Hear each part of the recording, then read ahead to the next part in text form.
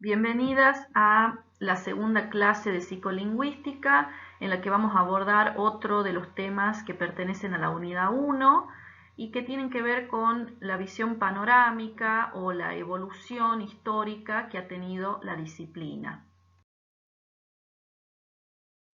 Todo lo que vamos a abordar en esta clase se basa en uno de los capítulos de Panorama de la Lingüística Moderna de Tenenhaus. El capítulo se denomina Psicolingüística Visión Panorámica y en él el autor comienza con algo que nosotros ya abordamos en la clase anterior, que tiene que ver con cuál es el estudio, cuál es el objeto de estudio de la psicolingüística, o cuáles son las cuestiones de las que se ocupa. En este caso, Tenenhaus nos dice que la psicolingüística se ocupa de cómo se adquiere el lenguaje en la etapa del desarrollo, cómo comprendemos el lenguaje y cómo lo producimos. Y según estas tres cuestiones podemos tener dos enfoques diferentes. Uno denominado psicolingüística experimental, que está relacionado con la producción y comprensión del lenguaje, y el otro, psicolingüística evolutiva, que se relaciona con la adquisición del lenguaje. Tenenhaus también explica que existen dos ideas, dos posturas que se van a plantear a partir de dos presupuestos fundamentales y que separan los límites de la disciplina. Por un lado, siguiendo a Chomsky, la idea de autonomía lingüística o modularidad,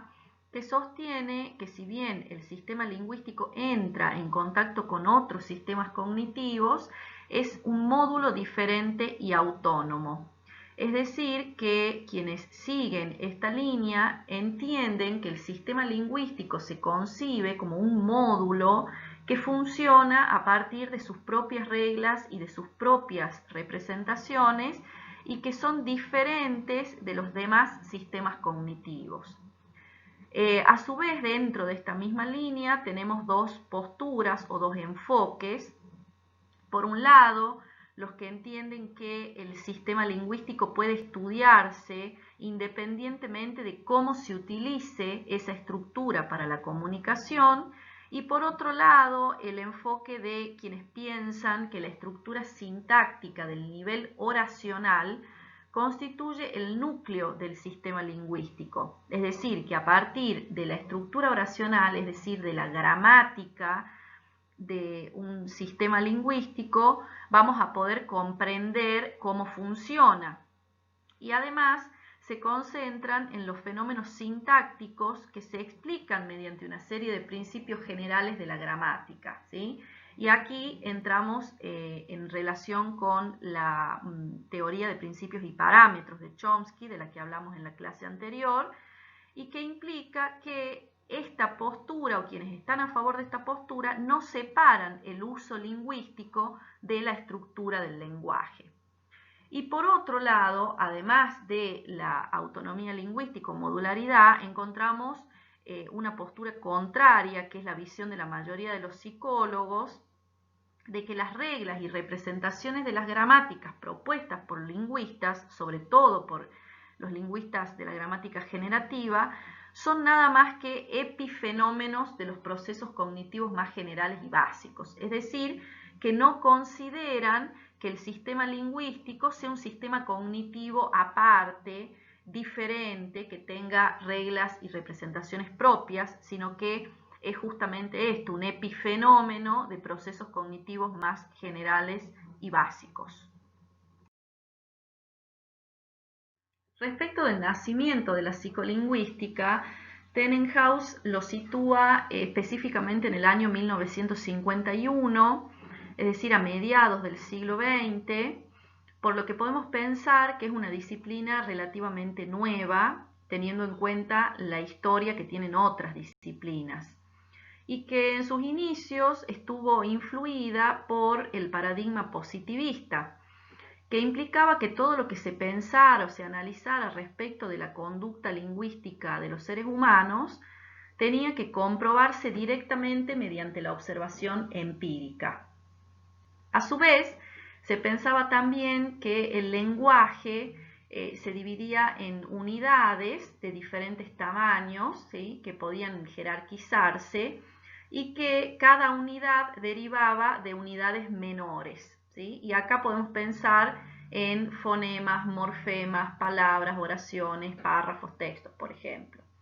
Y que lo que se pretendía a partir de esta idea era desarrollar un procedimiento de descubrimiento que se pudiera aplicar de manera mecánica, automática, a todo un corpus de enunciados. Por otro lado, desde la psicología específicamente, los conductistas, que también estaban influidos por el paradigma positivista, por supuesto, creían que la conducta lingüística podía explicarse mediante asociaciones entre estímulos-respuestas. Entonces, la mayoría de las investigaciones sobre el aprendizaje examinan la conducta animal primero para entender las leyes básicas del aprendizaje, para concentrarse luego en explicaciones sobre conductas más complejas como la conducta verbal, ¿sí? Entonces, este paradigma positivista influye fuertemente en los inicios de la psicolingüística y hace pensar que la conducta verbal o la conducta lingüística podía llegar a representarse a partir de estas asociaciones entre estímulos-respuestas. En los 60, Chomsky comienza a publicar trabajos respecto de la gramática generativa, teoría que está fuertemente ligada a la psicología cognitiva, en la que Chomsky sostiene que las teorías lingüísticas deben explicar el conocimiento tácito, intuitivo, innato que un hablante nativo tiene de las oraciones o de la gramática de su propia lengua, a lo que él denomina competencia lingüística, y no concentrarse en estudiar las regularidades observadas en un corpus de enunciados, que es lo que sostenían los postulados conductistas. Puesto que los lingüistas deben hacer una abstracción de la actuación lingüística para establecer un modelo de competencia lingüística. Es decir, que a partir de la actuación o de la conducta verbal, el lingüista debe poder establecer o formular un modelo que explique ese conocimiento tácito, intuitivo, denominado competencia lingüística. Y por otro lado, respecto de la adquisición del lenguaje, Chomsky afirma que los datos lingüísticos a los que está expuesto el niño son muy pobres, este es el denominado problema de Platón, según él, y que por lo tanto el proceso de adquisición del lenguaje se inicia o debe iniciarse con un conocimiento innato, puesto que además sostiene que existen lo que se denominan principios en esta teoría, que son esos universales lingüísticos, que van a restringir las hipótesis que el niño necesita examinar para aprender una lengua determinada.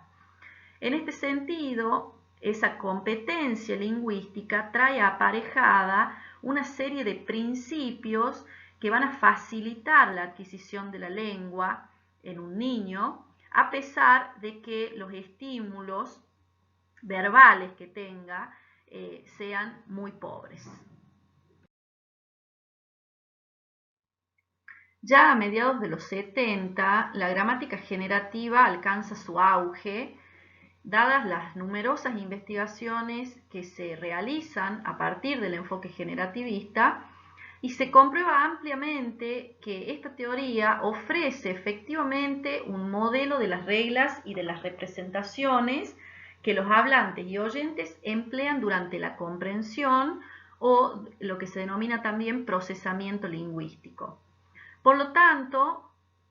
muchos psicolingüistas que pertenecen al generativismo se desvinculan y son absorbidos por la psicología cognitiva, y por lo tanto comienzan a interesarse por otras cuestiones que no tienen que ver ya específicamente con, digamos, el procesamiento oracional, la sintaxis, y de cómo sí o sí tenemos que estudiar la gramática para poder comprender la competencia lingüística, y se centran en procesos de nivel superior como la comprensión y la memoria, o en procesos de nivel inferior al de la gramática como el del reconocimiento de unidades léxicas y subléxicas, como algunas estructuras morfológicas. Entonces estudian el significado no literal o lo que se denomina significado connotativo